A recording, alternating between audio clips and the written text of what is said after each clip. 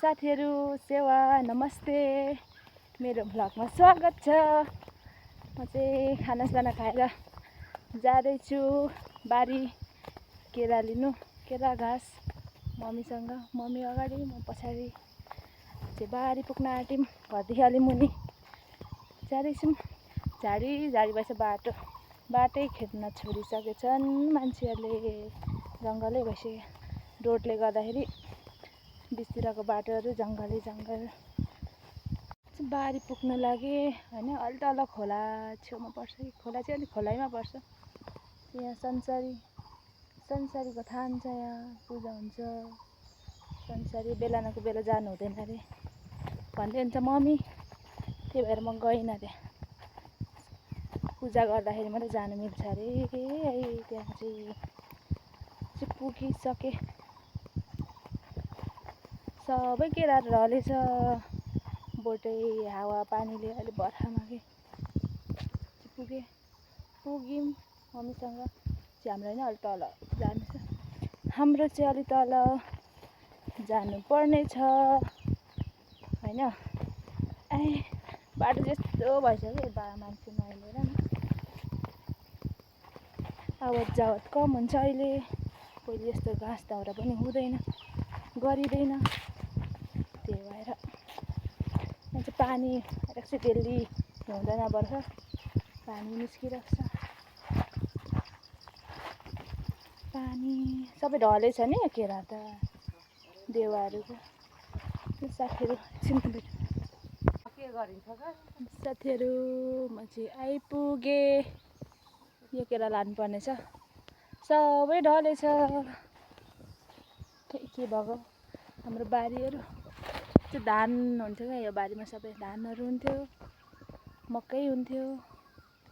अहिले त कामै गरिँदैन, कसले स्याहार्ने त छैन नि। हाम्रो खेत यस्तो भएको खेत हो यो खासमा। सबै त अलैँची छ, अलैँची पनि छ त्यतिकै। फल्नु त फलेर छ अलिअलि अलैँचीहरू। केरा काटिसके, खुकुरले मात्रै खुर्पा मात्रै ल्याइएछ कि खुर्पाले काट्दिएको केरा। यत्रोमा यो यस्तै फल्छ, सानो थोरै मिठो हुन्छ। सबैभन्दा मनपर्छ मलाई चाहिँ मार्तामी जातको केरा। हाम्रो भाषामा चाहिँ मार्तामी के भन्छ यसलाई नेपालीमा? मार्तामी जातको केरा, मार्तामानी मार्तामी अरे मार्तामानी। के साह्रो आउँदैन पो रहेछ बोल्नु पनि। मार्तामानी केरा म गर्छु। खुकुरीले चाहिँ हुन्छ क्या मजा। मार्तामानी केरा खोइ अब अर्को छैन त, त्यति नि लानु। मार्तामानी केरा काट्यो। अब बाख्रालाई घाँस लानुपर्छ, अलिअलि घाँस। सबै ढलेछ। यहाँ हाम्रो बारी बिजोक भएछ, बिजोक केरा। खुकुरी ल्याएको भए सजिलो हुन्थ्यो। बिजोक छ, खुर्पाले बिजोक छ। अप्ठ्यारो लाग्छ अन्त खुर्पा चलाउनै अप्ठ्यारो लाग्छ। तर खुकुरी मात्रै छोरा मान्छे जस्तो, छोरा मान्छे भएर म जन्मिनु पर्थ्यो क्या खासमा। केरा पानी यहाँ धारा थियो, बिग्रेछ। पानी चाहिँ आउँदैछ। ल कुवा धारा बिग्रेछ। अहिले मान्छेहरू नुहाउनु आउनुहुन्थ्यो, बनाउनुहुन्थ्यो। अहिले त कसले बनाइदिने? हजुर कसको पानी कसले लगेको होला नि? अनि यो कुलो कहाँ पुऱ्याएको? अन्त साँच्चै नै जङ्गलै भइसकेछ हौ सबै झाडी। यहाँ मान्छेहरू पहिला काम गर्थ्यो, यहाँ तल्लोपट्टि खेत थियो अर्को पनि। मान्छे बोलाइ काम लगाउँथ्यो। अहिले त जङ्गल सबै। यहाँदेखि पानी लगेको रहेछ होइन।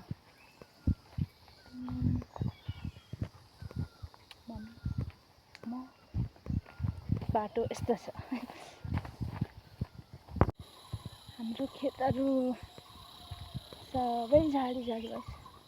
त्यो धान पर्ने खेतहरू, धान फल्ने खेतहरू धान फल्ने परे के हुन्छ हौ म पनि गरी यो हाम्रो होइन यो अङ्कलहरूको खेत हो हाम्रो देवाली मुनिपट्टि हाम्रो चल माथिल्लोपट्टि बाटो नै हराइसकेछ गल्यो हौ शीतल शीतल छ यहाँ त तर यस्तै छ मनी प्लान्ट हुन्छ जङ्गलमा मनी प्लान्ट त त्यस्तै यस्तै त हो नि त्यो पर उयो भएको त्यस्तो उयो के पर काकीहरूको लिमुनी काकीहरूको मनी प्लान्ट जङ्गल यस्तो छ एक्लै हिँड्नु पनि डर लाग्छ मलाई त यहाँ त नखाए पनि डर लाग्छ नि एक्लै डर लाग्छ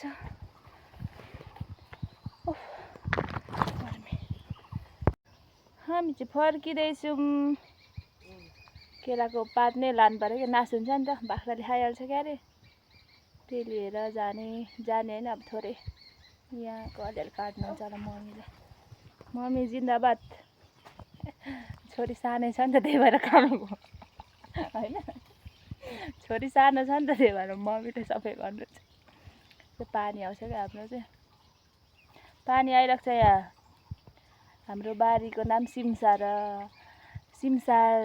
अरे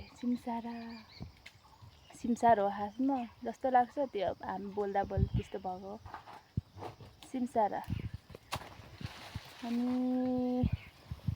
पानी आइरहेको छ कि यहाँ चाहिँ पानी निस्किरहेको छ अलैँचीहरू पनि त्यही खालको छ पानी चाहिने खालको अलैँचीहरू कति खालको हुन्छ अलैँचीहरू त्यो पानी नचाहिने पनि हुन्छ अरे थाहा छैन हाम्रोमा पानी चाहिने मात्रै छ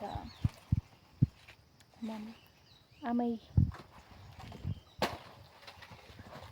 के उकालो लाग्दिएको चल्दिएको के हो चाहिँ केरा बोकिरहेछु थोरै भएर मैले गरौँ भारी उचाल्नु हुँदैन बोक्नु हुँदैन त्यही भएर हाम्रो मम्मी घाँस म चाहिँ केरा थोरै छ के गर्नु अब त्यत्रो बोकाउनु त मन थिएन नि आमालाई यस्तै पर्छ त रहरले होइन बाध्यताले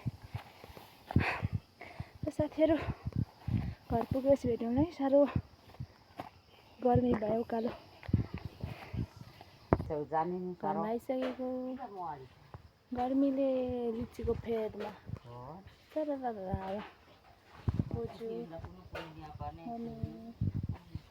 अनि म गर्मी छ गर्मी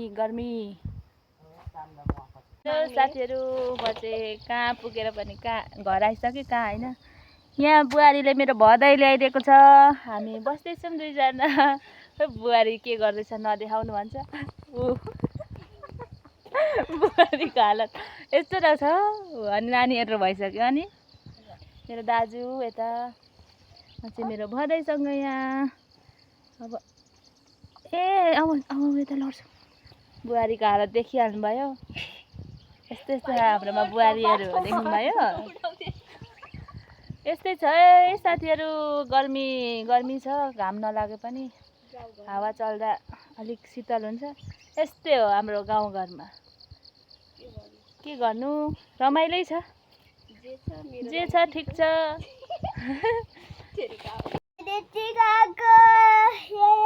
अनि मिठो छ लिची हामी चाहिँ घरमा छौँ यता भाइ बहिनी दिदी अनि अर्को बहिनी बाजे फुपू अनि हामी चाहिँ लिची खाँदैछौँ होइन मिठो छ लिची मिठो छ लिची होइन अनि हामी चाहिँ यता घरमा आएको छौँ म चाहिँ हामी चाहिँ लिची खाँदैछौँ राति यति भन्दै आजको भ्लग यहाँ इन्ड गर्छु बाई बाई गाइस भोलि भेटौँला बाई